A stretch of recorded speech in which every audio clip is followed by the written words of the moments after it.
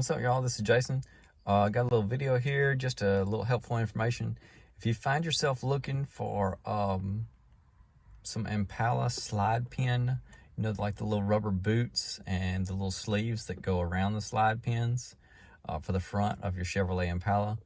I have a 2010 and a 2006. It's probably the same on the 2006, but I bought these for the 2010. I just want to let you know that you can buy them. I was told by AutoZone that you can't buy it. You had to buy a whole new slide pin kit. And O'Reilly's took care of me. This is a Brakes Best brake component. And here's the part number.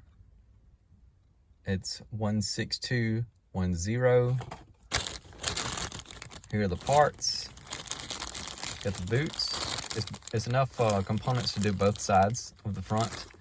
And also, let's see.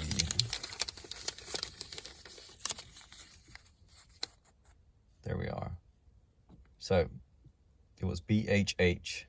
I guess it has to do with Brakes Best. Anyway, BHH 16210.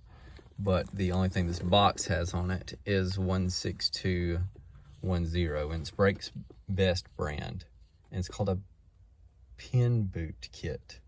It's only $6.69.